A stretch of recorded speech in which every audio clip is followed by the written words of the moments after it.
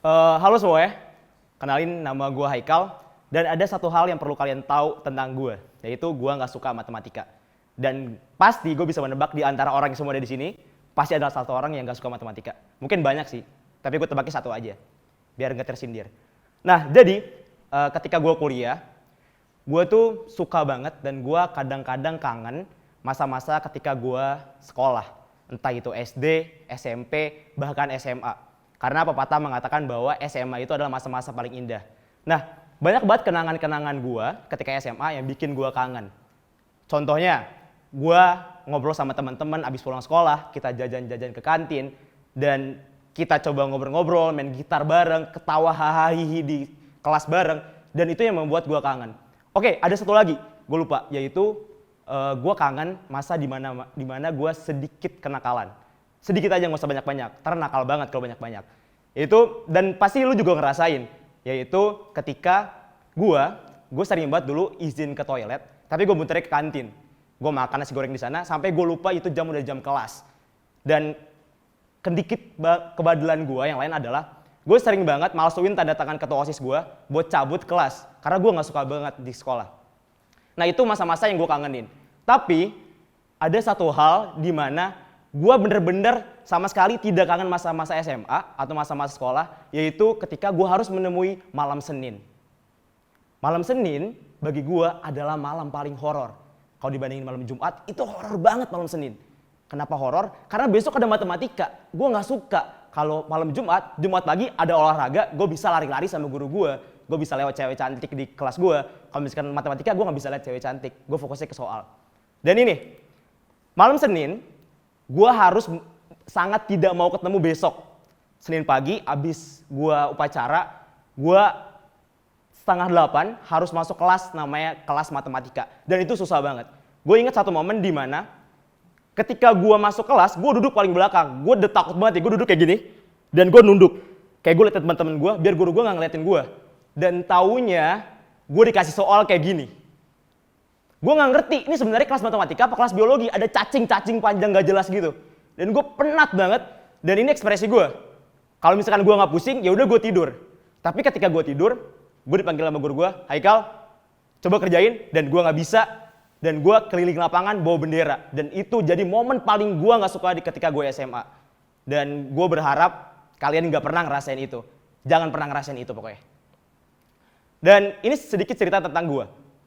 Gue adalah orang dimana gue gak suka matematika, jujur aja gak suka. Dan gue bilang ke guru gue kayak, Pak, saya gak suka matematika. Karena ketika saya lihat soal, saya pusing, Pak. Saya gak bisa analisis, gak bisa panjang lebar. Apalagi ada cacing-cacing gak jelas kayak tadi, itu gue benar-benar gak suka banget. Dan gue tipe orang dimana gue bilang kalau misalkan kelas itu ada di luar kelas. Kelas itu bukan ada di dalam kelas. Menurut gue kelas yang duduk itu bukan kelas. Itu hanya pertemuan dengan teman. Kelas yang sebenarnya adalah kelas di luar. Kita bisa nongkrong sama tukang bubur, kita bisa nongkrong sama tukang cilor, kita bisa ngobrol sama satpam. Satpam tuh CS banget sama gue. Jadi kalau gue cabut sekolah, dia pasti udah oke. Karena gue sangat suka itu. Dan itu kelas sebenarnya, real class. Bukan ada dalam kelas. Dan gue adalah orang yang masuk salah satu SMA di Jakarta, yang SMA terkenal, SMA yang akademiks banget.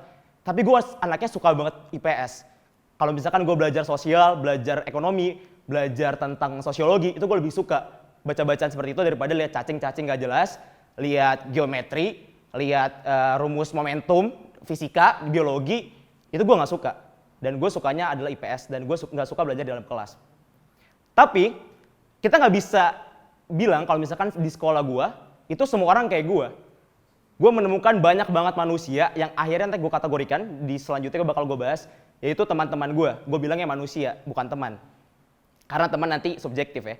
Nah, ini manusia-manusia yang ada di dalam sekolah gue. Dan semoga sama teman-teman semua, kategorinya sama lo semua, macam-macam teman yang ada di sekolah gue. Pertama ada Farah, dia lucu banget, kayak gini. Tapi di dalam kelucuannya, dia pintar banget guys. Dia pintar banget dan sepintar itu kalau lo tahu.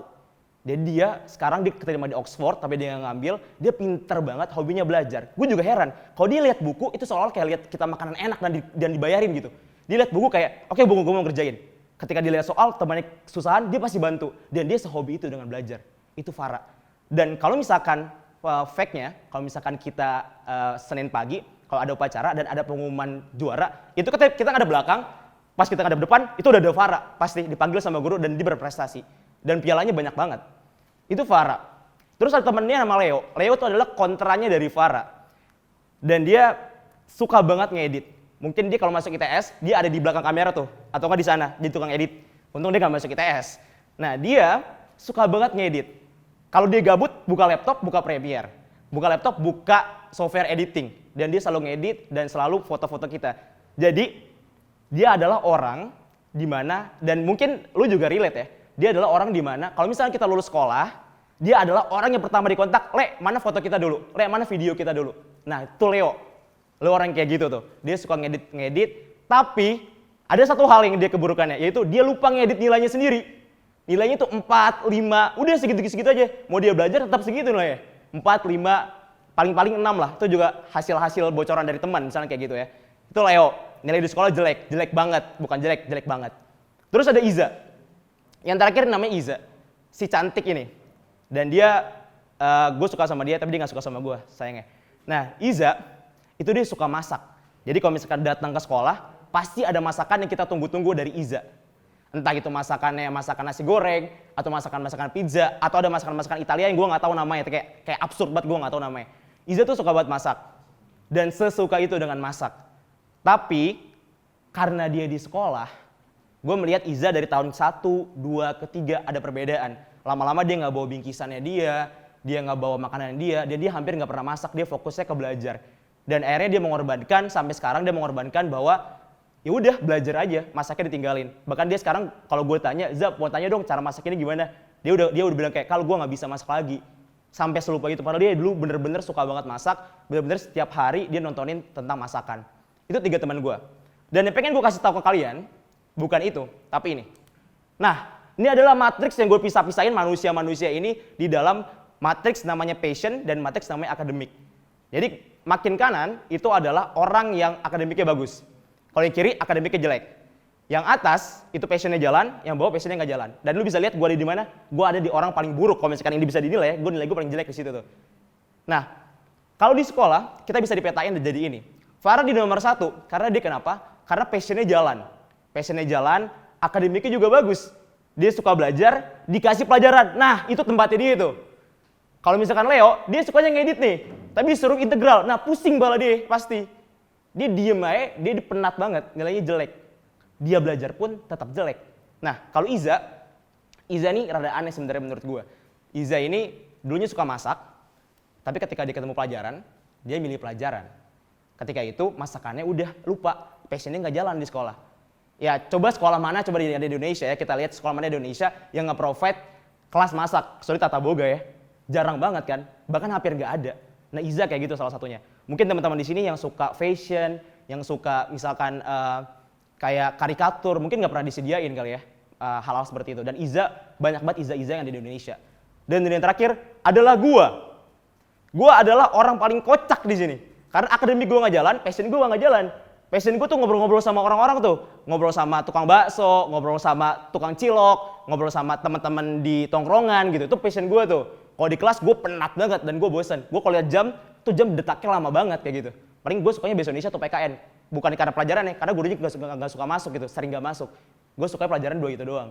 Nah, yang pengen gue highlight di sini adalah, ini adalah peta-peta yang udah gue buat. Tapi ini adalah peta sistem pendidikan di Indonesia. Farah, walaupun dia suka belajar, gue pasti menjamin bahwa dia tertekan di sekolah. Karena Farah yang sekarang, yang udah di kuliah, kuliahnya nggak di Oxford, tapi adalah salah satu kampus di luar negeri juga, dia bener-bener se-passion itu sama belajarnya. Bahkan dia sekarang udah ngambil riset pelajaran. Dan gue pernah ngobrol sama Farah sukanya matematika, dia nggak suka biologi. Dia nggak bisa ngafal-ngafal kayak pelatih Helmintes, tuh nggak bisa tuh. Dia juga nggak bisa hafal-hafal gimana caranya kalau misalkan ketemu orang sakit asma, dia nggak bisa tuh. Dia bisa hitung-hitungan. Nah, Farah itu tertekan belajar biologi. Setertekan itu. Bahkan Farah sampai pernah nangis karena dikasih praktikum biologi. Belah katak gitu ya. Kayak dia bilang jijik banget di sana, dia nggak bisa. Nah, Leo lebih parah. Leo tertekannya karena bukan passion dia, pendidikan itu. Dia sukanya ngedit, tapi passion tetap jalan. Dia akhirnya orang yang bisa merelakan pendidikannya dia demi passionnya. Tapi di sekolah dia nggak berkembang. Bahkan tidak dihargain menurut gue. Karena dia juara-juara FLS 2N, juara-juara film seni, nggak pernah dihargain. Nilai dia tetap jelek. Padahal dia adalah orang yang menurut gue, orang yang paling bisa menghargai seni, apalagi seni videografi. Itu Leo. Iza lebih buruk. Passionnya nggak jalan, tapi akademiknya bagus. Dia mengorbankan passionnya demi akademiknya. Dan gue nggak kelihatan sama sekali. Kalau misalkan lu pakai senter juga bakal kelihatan kalau misalkan lu senterin. Kalau brightness-nya lu nyalain juga nggak bakal kelihatan. Gue adalah orang yang ada pada titik terendah di sekolah. Gue orang yang benar-benar tidak enjoy di sekolah, terus passion gue juga nggak jalan. Passion gue di luar kelas, bukan di sekolah guys. Tapi, salah satu momen ada di mana kita happy banget, yaitu tentang free class. Dan gue yakin lo pada di sini, apalagi teman-teman panitia, pasti suka banget free class. Dan free class adalah hal yang paling kita tunggu. Ketika guru sakit, yes guru sakit, alhamdulillah bapak ini sakit. Apalagi bapaknya killer, kita doain tuh dari semalam. Besok bapaknya nggak masuk, dan bapaknya nggak masuk. Kita happy banget. Di sana Farah bisa belajar, Leo bisa ngedit, Iza bisa nontonin film masakan, gua bisa ngobrol sama orang-orang yang ada di sekolah. Gua kalau misalkan free class, gua keluar, nongkrong, ngajak ngobrol satpam, ngajak ngobrol OB, dan kayak gitu. Dan gue enjoy banget free class. Buat kalian, ternyata free class itu adalah sistem pendidikan yang ada di luar negeri atau di Finlandia. Jadi di Finlandia, kalau misalkan kalian tahu, pendidikannya tidak diseragamkan dan tidak disamaratakan. Karena pada dasarnya, seorang siswa itu punya passionnya masing-masing, punya karakternya masing-masing, dan tidak diseragamkan.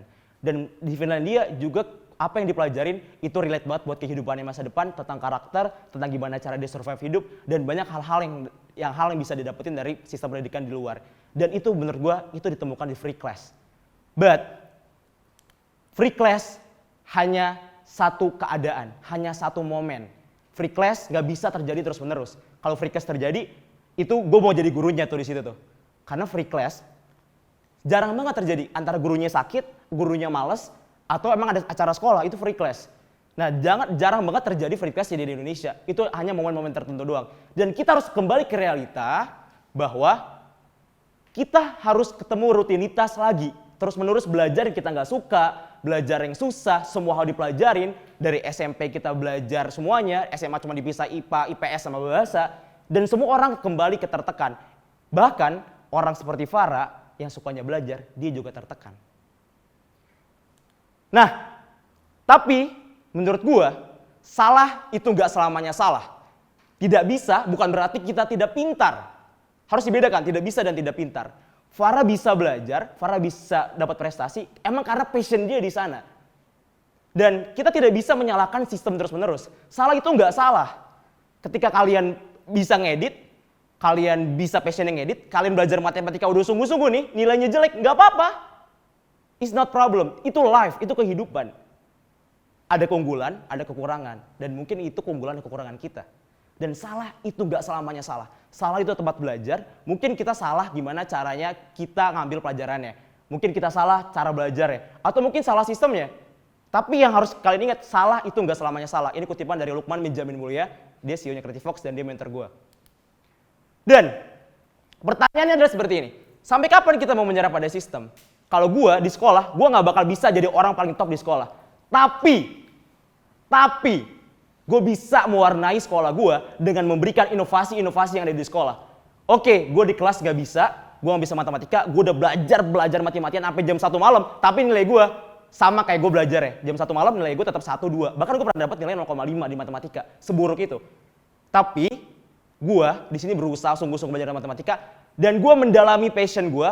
Akhirnya gue memberikan warna pada sekolah gue. Gue bikin kelas namanya Innovation Class. Gue bikin namanya ketika orang pengen punya ide dan idenya itu tidak bisa direalisasikan, gue realisasikan. Contohnya misalkan kita buat kerja bakti nih, kita buat kegiatan sosial atau kita buat gerakan-gerakan movement-movement yang bisa membuat masyarakat atau orang di sekolah kita menjadi lebih bermakna, lebih berwarna dan lebih berkontribusi buat masyarakatnya. Dan itu yang gue lakuin. Sama hal dengan Farah. Farah nggak apa-apa, Farah nggak bisa belajar biologi nggak apa-apa. Tapi dengan matematikanya dia bisa ngajarin orang, dia bisa buat riset dan risetnya sekarang bisa dipakai. Leo nggak apa-apa, Leo nggak bisa matematika nggak apa-apa banget. Leo nggak bisa matematika, Leo bisa edit, dia buat edit film yang bagus dan film itu bisa bikin nangis anak-anak bangsa di luar sana. Dan anak-anak bangsa itu bisa tergerak buat memajukan sistem kita yang ada. Iza juga nggak apa-apa, dengan masakannya dia bisa menyenangi hati orang, dia bisa membuat orang tersenyum setiap hari dan orang itu bisa semangat belajar, nggak apa-apa. Dan yang pengen gue tekenin di sini adalah jangan menyerah pada sistem yang ada. Sistem itu akan tetap menjadi sistem yang sama. 2006 kita KTSP, 2013 kita kurikulum namanya 2013 dan itu sama sekali mungkin berubah sedikit ya, sedikit dong berubahnya. Dan kalau misalnya kita coba tanya ke teman-teman yang ada di sini, sama aja dia yang dirasain. Kita di pressure pendidikan, akademik, kita harus menelan mentah-mentah semua pelajaran yang ada dan itu wajib dilakukan sama semua siswa. Jangan menyerah pada sistem, tapi mulailah kita memberi warna karena warna adalah makna. Satu warna, satu makna. Satu warna, satu kontribusi. Bayangin ada berapa juta siswa yang di Indonesia dan dia beri satu warna. Satu kelas ada orang satu berwarna. Kalau di kelas sebelum pada berwarna, lu yang warnain. Kalau udah ada, tambahin warnanya. Nggak apa-apa. Dan jangan takut sama passion dalam diri kita. Karena menurut gua, Tuhan memberikan warna pada setiap manusia. Tapi manusianya, dia menenggelamkan warnanya sendiri dan dia hanyut pada sistem dan dia menyerah pada keadaan. Dan itu intinya. Gua Muhammad Haikal Pramono, gua nggak suka matematika, gua suka berkontribusi dan itu warna gua. Thank you.